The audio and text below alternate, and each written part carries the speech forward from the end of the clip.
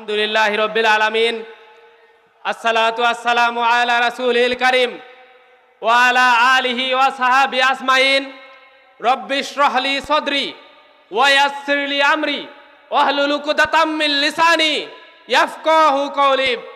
আজকের এই ঐতিহাসিক সমাবেশে উপস্থিত আয়োজকবৃন্দ, ৮ দলের বিভিন্ন পর্যায়ের নেতৃবৃন্দ এবং আমার সামনে উপবিষ্ট সম্মানিত তৌহিদি জনতা, সবাইকে আমার সালাম জানাচ্ছি।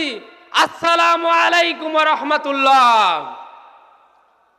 আজকের এই সমাবেশ জুলাই সনদ বাস্তবায়নের জন্য হলেও আজকের এই সমাবেশ প্রমাণ করে কাফেরদের যতই জ্বালা পোড়ার কারণ হোক, বাতিল জনশক্তির যতই জ্বালা পোড়ার কারণ হোক, ইসলাম এবং ইসলামকে ভালোবাসার জনশক্তিরা, ইসলাম এবং ইসলামকে ভালোবাসার মানুষেরা যদি এক হয়, তাহলে এই দেশে অবশ্যই ইসলামী বিপ্লব হবে ইনশাআল্লাহ। সম্মানিত ভাইরা, আমরা জানি আল্লাহ তাআলা বলেছেন, আল্লাহু মুতিম্মু নূরিহিম ওয়ালাউ কারিহাল কাফিরুন। কাফেরদের যতই জ্বালা পোড়ার কারণ হোক, আল্লাহ তার নূরকে অবশ্যই উচ্চকিত করবে ইনশাআল্লাহ। সম্মানিত ভাইরা, আজকে জুলাই সনদ বাস্তবায়নের জন্য আমরা বলি, আমাদেরকে বিভিন্ন রকম আইন দেখানো হয়। তারা তাদের আগের রাজনীতি আর চালাতে পারবে না বলেই জুলাই সনদ বাস্তবায়ন করতে গড়িমসি করে। তারা যদি আমাদের আইন বাস্তবায়ন করতে না দেয়, তারা যদি বিভিন্ন রকম দুনিয়াবি আইন দেখায়, তাহলে আমরা বলবো মোরা মানি না কেউ কোনো আইন, মোরা ভরাতরি করি ভরাডুবি, মোরা ভীম ভাসমান মাইন। সম্মানিত ভাইয়েরা, আমরা সবাই মিলে এভাবে ইসলামের পক্ষে ঐক্যবদ্ধ থেকে আমাদের দেশকে গড়ে তোলার জন্য প্রয়াস চালাবো তো ইনশাআল্লাহ। ওমা তৌফিক ইল্লা বিল্লাহ। আসসালামু আলাইকুম ওয়া রাহমাতুল্লাহ। ধন্যবাদ ছাত্রনেতা মুস্তাকুর রহমান জাহিদ রাকসু ভিপিকে তার গুরুত্বপূর্ণ এবং জ্বালাময়ী বক্তব্যের জন্য। সংগ্রামী বন্ধুগণ, এ পর্যায়ে আমাদের সামনে বক্তব্য রাখছেন খেলাফত মজলিসের কেন্দ্রীয় সাংগঠনিক সেক্রেটারি মুহাদ্দিস শেখ মোহাম্মদ সালাউদ্দিন। বক্তব্য রাখছেন মুহাদ্দিস শেখ মোহাম্মদ সালাউদ্দিন। আসসালামু আলাইকুম ওয়া রাহমাতুল্লাহি ওয়া বারাকাতুহু।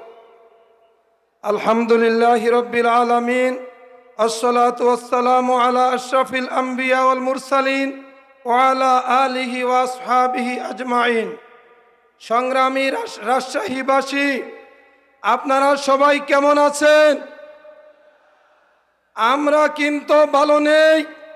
যেই জুলাই যুদ্ধে 2000 ছাত্র জনতা জীবন দিয়েছে, যেই ফ্যাসিস্ট জালিম শাহী খুনি হাসিনার পতন নিশ্চিত করতে 2013 সালে শাপলা চত্বরে শত শত নিরীহ আলেম এবং মাদ্রাসার ছাত্রদেরকে রাতের আধারে টিভি চ্যানেল বন্ধ করে দিয়ে খুন করা হয়েছে, শহীদ করা হয়েছে। যেই আর্মি অফিসারদেরকে পিলখানায় হত্যা করা হয়েছে, হাজার হাজার বিরোধী রাজনৈতিক নেতা কর্মীকে গুম খুন করা হয়েছে। সেই ফ্যাসিস্টের পতনের মাধ্যমে যেই বাংলাদেশ স্বাধীনতার সুখ ভোগ করতে শুরু করেছে, সেখানে জুলাই সনদ বাস্তবায়ন করতে আন্দোলন করতে হবে কেন বলেন?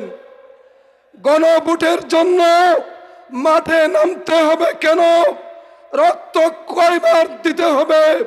ছাত্ররা যেভাবে 2000 নিরীহ ছাত্র জনতা জীবন দিয়ে এই পবিত্র ভূমি শাহ মাকদুমের, এই শাহজালালের পুণ্যভূমি বাংলাদেশকে মুক্তির পথ দেখিয়েছে, 30,000 ছাত্র যেখানে পঙ্গুত্ব বরণ করেছে, এই বাংলাদেশ নিয়ে কাউকে চিনিমিনি খেলতে দেওয়া হবে না। সংগ্রামী ভাইরা, রাজশাহীবাসী জেগে উঠুন।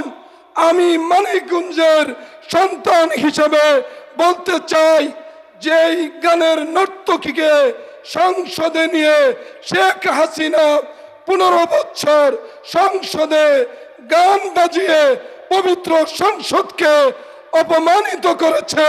সেই মানিকগঞ্জ 2 আসনে এবার দেয়ালগড়ি প্রতীক নিয়ে ইনশাল্লাহ আমি আশাবাদী এবার 8 দলের বিজয় হবে মানিকগঞ্জে। এই গান বয়াতির নামে মানিকগঞ্জের মাটিকে এই আবুল সরকাররা আল্লাহ এবং রসুলের নামে কটূক্তি করে যে দৃষ্টতা দেখিয়েছে ওদেরকে কোনো ছাড় দেওয়া হবে না, হবে না, হবে না। নারে তাকবীর, নারে তাকবীর। আল কোরআনের আলো, আল হাদিসের আলো, কোরআন সুন্নাহর আলো। কাদিয়ানীদেরকে অমুসলিম ঘোষণা করতে হলে আলেমদেরকে 8 দলীয় জোটের প্রার্থীদেরকে ইসলামী শক্তিকে পার্লামেন্টে পাঠাতে হবে। আপনারা রাজি আছেন কিনা বলেন?